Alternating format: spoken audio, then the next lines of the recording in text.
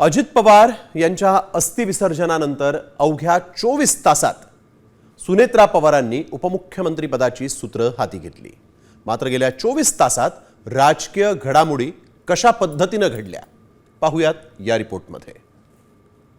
दिनांक 30 जानेवारी 2026 दुपारी 4:08 नीरा आणि कऱ्हा नदीच्या संगमावर अजित पवारांच्या अस्थींचं कुटुंबियांकडून विसर्जन करण्यात आलं।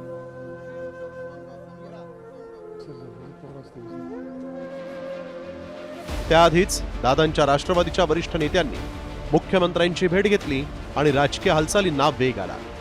त्यानंतर विधिमंडळ पक्षनेता आणि पक्षाच्या नेतृत्वासाठी उच्चस्तरीय बैठक झाली। दुसरीकडे मुख्यमंत्र्यांनीही नागपूरमध्ये प्रतिक्रिया देताना राष्ट्रवादी जो प्रस्ताव देईल त्याला पाठिंबा देण्याचं सुतोवाच केलं।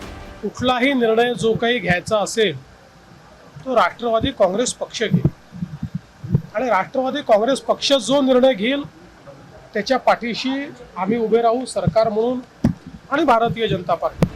मुंबईत दादांच्या राष्ट्रवादीच्या नेत्यांनी सुनेत्रा पवारांना फोनवरून शपथविधीसाठी येण्याची विनंती केली। त्यानंतर रात्री सुनेत्रा पवार मुंबईच्या दिशेने रवाना झाल्या। पहाटे सुनेत्रा पवार मुंबईत अजित पवारांचं शासकीय निवासस्थान असलेल्या देवगिरीवर दाखल झाल्या। दुसरीकडे पुण्यात शरद पवारांनी पत्रकार परिषद घेत सुनेत्रा पवारांच्या उपमुख्यमंत्री पदाविषयी आपल्याला काहीही माहित नाही असं सांगितलं। साहेब, आज शपथविधी होत आहे। शपथविधीला पवार कुटुंबियांपैकी कोण कोण असणार आहे? माहीत नाही। सुशा वर्षावर जायचं। साहेब, आपण उपस्थित राहणार अशी बातमी येत आहे। ते कसं विचित्र आहे, आपण जाणार आहात? नाही का माहितीच नाही। आधी आहे का नाही हे माहिती।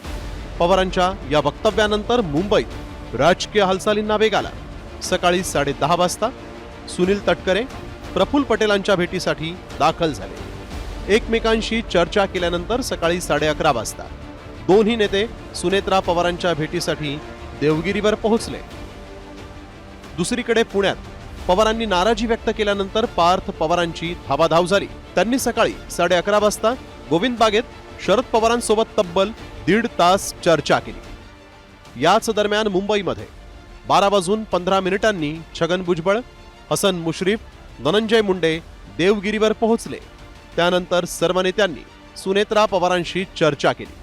ही चर्चा पूर्ण होत असतानाच दादांच्या राष्ट्रवादीच्या आमदारांना सिग्नल दिला आणि सर्व आमदार 1:30 वाजता विधान भवनात पोहोचले। त्यानंतर 2 वाजता प्रमुख नेत्यांसह सुनेत्रा पवार विधान भवनात आल्या। यानंतर 2:15 गटनेता निवडीची प्रक्रिया सुरू झाली। छगन भुजबळांनी आधी गटनेता आणि यानंतर पक्षाच्या प्रमुख पदासाठी सुनेत्रा पवारांच्या नावाचा प्रस्ताव मांडला। त्याला दिलीप वळसे पाटलांसह राष्ट्रवादीच्या नेत्यांनी अनुमोदन दिलं। यानंतर सुनेत्रा पवारांची गटनेतेपदी निवड झाली। ठराव मांडण्यात आला। मी स्वतः तो ठराव मांडला की आमच्या गटनेतेपदी राष्ट्रवादीच्या सुनेत्राताई पवार यांची नेमणूक करण्यात येत आहे आणि इथले सगळे अधिकार जे आहे विधानमंडळामधले त्यांना देण्यात येत आहे। त्याला हसन मुश्रीफ साहेब, दिलीप वळसे पाटील या सगळ्यांनी अनुमोदन दिलं। एकाच पत्रात 2 ठराव मांडले, त्यांची गटनेतेपदी निवड आणि विधानमंडळासंदर्भातील सर्व अधिकार त्यांना प्रदान करण्यात येत आहे। सुनेत्रा पवारांची गटनेतेपदी निवड केल्यानंतर छगन भुजबळांसह प्रफुल्ल पटेल, सुनील तटकरे आणि धनंजय मुंडे असे राष्ट्रवादीचे नेते मुख्यमंत्र्यांच्या भेटीला गेले। त्यांनी 3:40 मुख्यमंत्र्यांना सुनेत्रा पवारांच्या गटनेतेपदी निवड केल्याचं पत्र दिलं। त्यानंतर मुख्य सचिव हे लोकभवनवर पोहोचले आणि त्यांनी सुनेत्रा पवारांच्या उपमुख्यमंत्री पदाची शिफारस केली।